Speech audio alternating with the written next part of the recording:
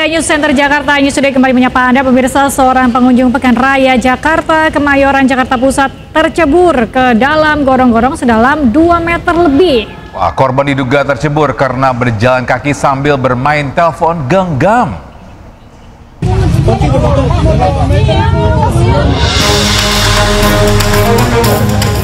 Sejumlah pengunjung Pekan Raya Jakarta, Kemayoran, Jakarta Pusat berusaha mengevakuasi seorang pengunjung yang jatuh tercebur ke dalam gorong-gorong saluran air sedalam sekitar 2 meter. Kedalaman selokan yang mencapai 2 meter lebih menyulitkan proses evakuasi. Selain minimnya penerangan di lokasi, korban diduga tercebur karena berjalan kaki sambil bermain telepon genggam. Hingga tak menyadari ada lubang menganga di trotoar jalan. Lubang, Pak. Kayaknya ada lubang, mungkin orangnya pas itu main HP, kita nggak tahu ya kan. Pas kerjanya juga malam, itu juga nggak ada rambu-rambu, ini juga lampu. Artinya kurang beneran. Ya, kurang beneran, nggak ada. Pasca kejadian viral ini, petugas Suku Dinas Sumber Daya Air Jakarta Pusat langsung diterjunkan ke lokasi untuk melakukan pembenahan. Lubang sedalam 2 meter dengan diameter sekitar 80 cm itu langsung ditutup dengan beton. Dari Jakarta, Rani Sanjaya, iNews melaporkan. Tapi itu tadi bukan kamu kan, Togi? Bukan. Aku sering banget lihat kamu jalan sambil main HP. Iya sih, memang itu harus pelajaran untuk kita. Memang kalau mau main HP, mungkin kita bisa stop dulu, ya berhenti dulu. Ya, kabarin ya. siapa, emang pacar ada? Ya, show ya ada. Tapi ini himbauan untuk ini ya, untuk kita semua mungkin atau nggak untuk para petugasnya ketika memang ada pekerjaan yang harus dibenahi, dibenerin sidewalknya atau nggak pedestrian itu, alangkah baiknya mungkin ditutup. Kalau tadi kan cuma kayak pakai bambu, habis itu mungkin daerah situ pencahayaannya mungkin ini ya minim ya, jadi orang nggak tahu. Nah, tapi sekali lagi kita bisa ini ya pelajaran dari hal tersebut ini harus ini berhati-hati ketika berhati-hati saat bermain handphone. Yes. Kedua, petugas mungkin lebih aware lagi untuk memasang pelang peringatan yang lebih tinggi daripada atau di sebelum lubang yang sedang dikerjakan 2 itu. 2 meter itu dalam banget, lumayan loh ya. Dalam loh, lebih 2 kali lipatnya kamu ya. Iya. Baik, bisa ada viral di media sosial juga. Ini ada sebuah video menayangkan saat keluarga pasien mengamuk di RSUD Cibabat, Kota Cimahi. Keluarga pasien kesal lantaran pasien hanya diberikan suntikan hingga akhirnya meninggal dunia. Ini kemarin kena ngomong sus, tolong sedot itu perutnya udah penuh. Airnya ngomongnya nunggu dokter. Dari kemarin aing ngomong panyedotkeun beteng panyekan aing geus teu kuateun. Ayeuna tinggal panyekan aing kumaha ieu? Abong kena panyekan aing BPJS hare-hare. Salah satu keluarga pasien murka kepada dokter dan perawat di RSUD Cibabat, Kota Cimahi, lantaran lambannya penanganan dokter terhadap istrinya yang dirawat karena sedang sakit parah hingga nyawanya tidak tertolong. Suami korban juga menyinggung soal buruknya layanan bagi peserta BPJS di rumah sakit tersebut. Korban bernama Yulia meninggal dunia setelah dirawat selama 2 hari di RSUD Cibabat. Sebelum dirujuk ke RSUD Cibabat, almarhum sempat berobat ke klinik dan rumah sakit Dustira Kota Cimahi.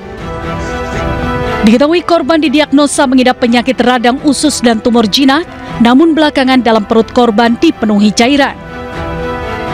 Kalau penanganan, saya bilang nggak ada penanganan, cuman dicek aja, terus dikasih obat suntik gitu aja.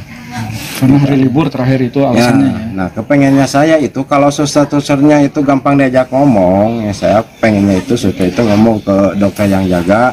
Nah, dokter yang jaga itu telepon yang mau ngurusin dokter pasien saya itu gitu kan, minta izin lah tindak lanjut kalau memang mereka takut gitu kan. Kalau boleh tahu sakit apa kan ininya? Kalau pertamanya sih itu radang usus sama tumor jinak waktu itu. Cuman kesininya tumornya udah mending, cuman di usus. Jadi si cairan itu adanya di luar lambung. Secara manajemen kita sudah mengumpulkan dokter-dokter bagaimana prosedurnya dan kita sudah ada merangkum, tetapi untuk penyebab kematian atau penyebab kasus-kasus tertentu dan diagnosa, terutama diagnosa pastinya itu nanti pada saat audit klinik. Hingga kini pihak keluarga masih berduka atas kepergian korban dan meminta pihak rumah sakit dapat bertanggung jawab atas kepergian korban. Dari Kabupaten Bandung, Jawa Barat, Yuwono Wahyu, iNews melaporkan.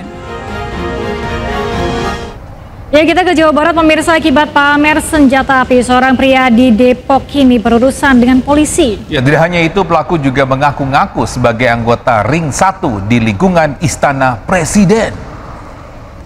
Saya pakai bukan nembak gua, bukan gua tembak gua, bukan wilayah saya gitu loh. Iya tahu. Saya menyampaikan Pak Padli. Saya nggak megang nomor Pak Padli, Dalam rekaman video yang viral di media sosial, seorang pria sedang berdebat dengan warga terkait sengketa lahan. Pria ini tiba-tiba menunjukkan benda yang diduga senjata api dari balik bajunya. Tidak hanya itu, ia juga mengaku sebagai anggota Ring 1 Istana Presiden.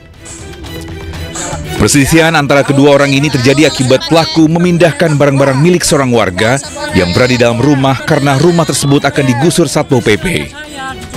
Kemarahan dan perdebatan di antara keduanya tak bisa dihindarkan. Angkat-angkat baju begini, ada pistolnya. Oh iya, ngasih unjuk. Iya ngasih unjuk. Ya, seolah saya juga panik juga Pak. Ya kok ini ngangkat-ngangkat baju ada pistol, saya panik Pak. Saya rasa ngeri juga. Ya, ada apa nih kalau sampai begini gitu. Polisi memastikan pelaku tidak mengarahkan senjata ke warga. Ya, saat ini memang masih dalam pendalaman. Kasus ini sudah ditangani oleh Ditreskrim Polda Metro, dan apakah memang senjata tersebut senjata asli atau bukan masih dalam penyelidikan. Saat ini polisi sedang menyelidiki pengakuan pelaku mengenai keterkaitannya dengan bagian Ring 1 Istana Presiden. Dari Depok, Jawa Barat, iNews melaporkan. Ada ya ulah orang tuh menjadi sok jagoan gitu jadinya. Mungkin itu bukan pistol beneran, mungkin itu pistol mainan, tapi kayaknya tetap salah juga ya. Kosnya memang lagi ngobrol sama orang terus dikasih lihat barang tersebut, itu akhirnya orang pun juga rasa takut gitu, rasa terancam, benar nggak sih? Abuse of power jatuhnya ya. Meskipun dia bukan siapa-siapa, sebenarnya hanya warga biasa. Tapi kan dibilang katanya dia Ring 1-nya istana, Galuh. Bohong dong dia berarti ya. Giliran nanti sudah dikasih ke polisi, dimintain keterangan, langsung ciut nyalinya ya, langsung kicep gitu ya. Nah, kita beralih ke informasi lain. Ini sedang viral juga di media sosial. Selebgram asal Indonesia berinisial AP ditahan otoritas Myanmar pada 20 Desember 2024. Ya, menurut Kementerian Luar Negeri, AP ditangkap atas tuduhan memasuki wilayah Myanmar secara ilegal dan menemui kelompok bersenjata.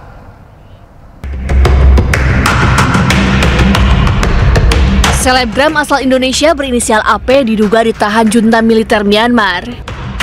Hal ini pertama kali disampaikan oleh anggota Komisi 1 DPR RI Abraham Srijaya dalam rapat kerja bersama Kementerian Luar Negeri pada Senin 30 Juni.